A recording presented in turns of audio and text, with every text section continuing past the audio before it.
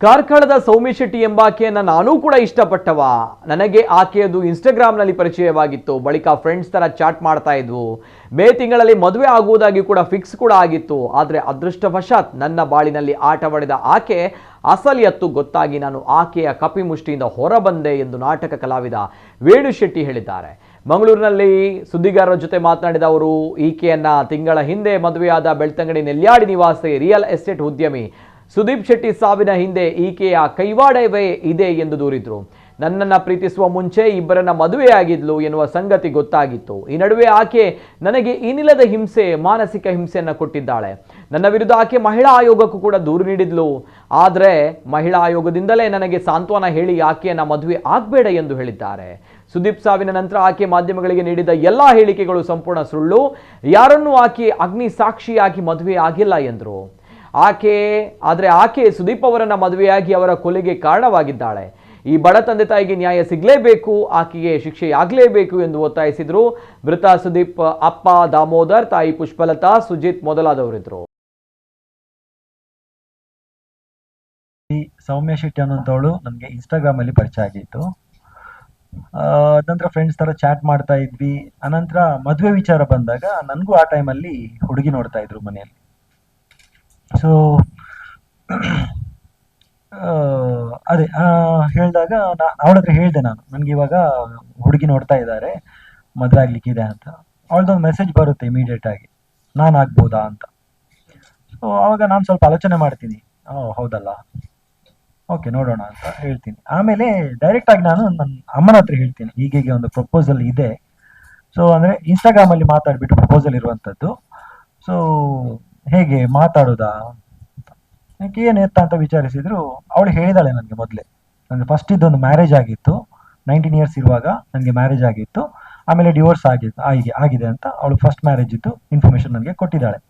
ಒಂದು ಸಣ್ಣ ರೀಸನ್, ನಾನು, ನನ್ನ ಭಾವ ಮತ್ತು ನನ್ನ ಅಕ್ಕನ ಭಾವನ ಮಗ 3 ಮಂದಿ ಸಂಜೆ ಆಗೊತ್ತಿಗೆ ಪಟಾಕಿ ತರೋದಕ್ಕಂತ ನಾವು ಹೋದ್ವಿ. ನನ್ನ ಕಾರಲ್ಲೇ ಡ್ರೈವ್ ಮಾಡ್ಕೊಂಡು ಹೋದ್ವಿ. ನಾವು ಹೋಗ್ಬೇಕಾದ್ರೆ ಕರೆದ್ಲು ನನ್ನನ್ನು. ನಾನು ಅಷ್ಟನ್ನು ಅಬ್ಸರ್ವ್ ಮಾಡಿ ನಾನು ರನ್ನಿಂಗ್ ಅಲ್ಲಿ ಇದ್ದೆ, ನಾನು ಹೋಗಿ ಆಯ್ತು. ಸೊ ಆಮೇಲೆ ಬಂದ್ಮೇಲೆ ನನ್ನನ್ನು ಕರ್ಕೊಂಡು ಹೋಗಿಲ್ಲ ಅಂತ ಅಲ್ಲಿ ದೀಪಾವಳಿ ದಿವಸನೇ ಜಗಳ ಮಾಡಿ, ದೀಪ ಇಡೋಕ್ಕೂ ಬಿಡ್ಲಿಲ್ಲ ಯಾರನ್ನು ಕೂಡ. ಅಲ್ಲೇ ಜಗಳ ಮಾಡಿದ. ದೀಪಾವಳಿ ದಿವಸ ಅಂತ ನೋಡಿಲ್ಲ, ನೆಕ್ಸ್ಟ್ ಡೇ ಮಾತಾಡೋಣ ಆ ವಿಷಯ, ಅದು ಕೂಡ ಇಲ್ಲ. ಅವತ್ತೇ ನನ್ನನ್ನು ಯಾಕೆ ಕರ್ಕೊಂಡು ಹೋಗಿಲ್ಲ ಅಂತ ಅಲ್ಲೇ ಗಲಾಟೆ ಮಾಡಿದಾಳೆ ಅವಳು. ಸೊ ಆ ದೀಪಾವಳಿ ದಿವಸನೂ ನಮಗೆ ನೆಮ್ಮದಿಯಾಗಿ ಇರ್ಲಿಕ್ಕೆ ಬಿಡ್ಲಿಲ್ಲ. ಅಲ್ಲಿ ಜೋರಾಗಿ ಗಲಾಟೆ ಆಯ್ತು. ಆ ಹತ್ರ ಮನೆಯವರೆಲ್ಲ ಬಂದ್ರು, ಕಿರಿಕಿರಿ ಆಯ್ತು. ಅವಳು ಪೊಲೀಸ್ ಕಂಪ್ಲೇಂಟ್ ಮಾಡಿದ್ಲು, ನನ್ಗೆ ಟಾರ್ಚರ್ ಕೊಡ್ತಿದ್ದಾರೆ ಇಲ್ಲಿ ಅಂತ.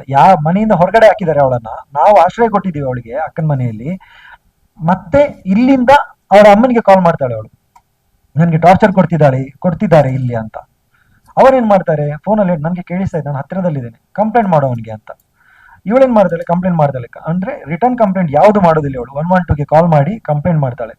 ಪೊಲೀಸ್ನವ್ರು ಅಕ್ಕನ ಮನೆಗೆ ಬರ್ತಾರೆ, ಡೈರೆಕ್ಟ್ ಆಗಿ ಬಂದು ನನ್ನ ಕಾಲರ್ ಇಟ್ಕೊಳ್ಳಿಕ್ಕೆ ಬರ್ತಾರೆ. ಅವರು ಒಂದು ಹುಡುಗಿಗೆ ಟಾರ್ಚರ್ ಮಾಡ್ತೀಯನೋ, ಇದು ಎಮರ್ಜೆನ್ಸಿ ಕೇಸಲ್ಲಿ ಬಂದಿದ್ರಿಂದ ಅವರು ಸೀರಿಯಸ್ ಆಗಿ ಆಕ್ಷನ್ ತಗೋತಾರೆ.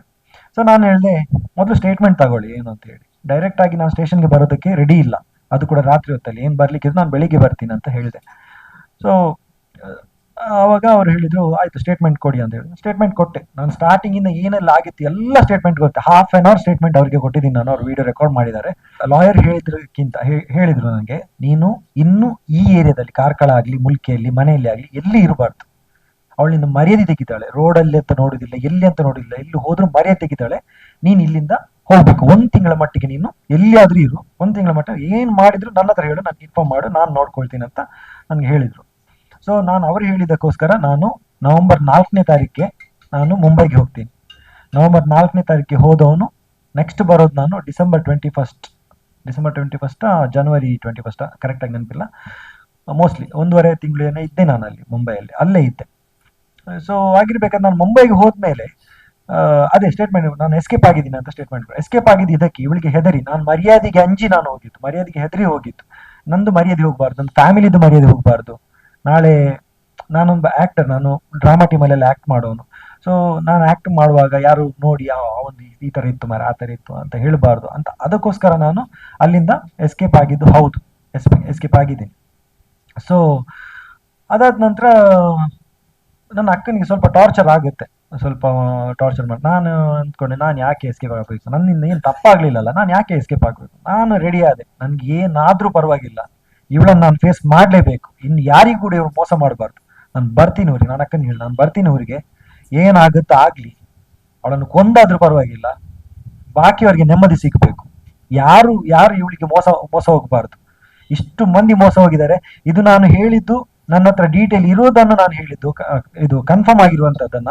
ಇನ್ನೂ ಕೂಡ ಎದುರು ಬಂದು ಹೇಳಲಿಕ್ಕೆ ಧೈರ್ಯ ಇಲ್ಲದೆ ಇರೋರು ತುಂಬಾ ಮಂದಿ ಇದ್ದಾರೆ. ಪರ್ಸನಲ್ ಆಗಿ ನಿನ್ನ ಮೀಡಿಯಾ ಬಂದ್ಮೇಲೆ ನನಗೆ ಪರ್ಸನಲ್ ಆಗಿ ಕಾಲ್ ಮಾಡಿಬಿಟ್ಟು ಹೇಳಿದ್ದಾರೆ ಪ್ರತಿಯೊಬ್ರು, ಒಬ್ಬೊಬ್ರು ಹುಡುಗರು ಹೇಳಿದ್ದಾರೆ. ನಮ್ಮ ವಿಷಯ ಕೂಡ ಇತ್ತು. ನಾನು ಅವ್ರ ಹತ್ರ ಓಪನ್ ಆಗಿ ಹೇಳ್ತಾ ಇದ್ದೇನೆ, ಬನ್ನಿ, ನಿಮ್ಗೆ ಏನ್ ಹೇಳಲಿಕ್ಕಿದೆ ಅದನ್ನ ಹೇಳಿ. ಸುದೀಪ್ ರೈಗೆ ಅನ್ಯಾಯ ಆಗಿದೆ, ಆ ಜೀವ ಹೋಗಿದೆ ಪಾಪ, ಅವನಿಗೊಂದು ನ್ಯಾಯ ಕೊಡ್ಬೇಕು, ನಾವು ಆ ಜೀವಕ್ಕೊಂದು ನ್ಯಾಯ ಕೊಡಿಸ್ಬೇಕು. ಇದೇ ಪ್ಲೇಸ್ ನನ್ನ ಅಮ್ಮ ನಿನ್ನೆ ಹೇಳಿದ್ರು ನನಗೆ, ಆಗ್ಬಾರ್ದು ಹೇಳ್ಬಾರ್ದು ನಾನು. ಇದೇ ಪ್ಲೇಸ್ ಅಲ್ಲಿ ಅಮ್ಮ ಹೇಳಿದ್ರು ನಮಗೆ, ಮಗ ನೀನ್ ಹೋಗ್ತಿದ್ಯಲ್ವಾ ಇಲ್ಲ ಅಂತ. ಹೇಗಾಗ್ಬೋದು ಆ ತಾಯಿಗೆ?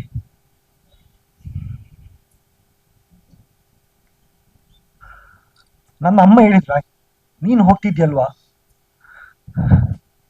ಅದೇ ನೋವನ್ನು ಅವ್ರು ಅನುಭವಿಸ್ತಾ ಇದ್ದಾರೆ ಇವಾಗ.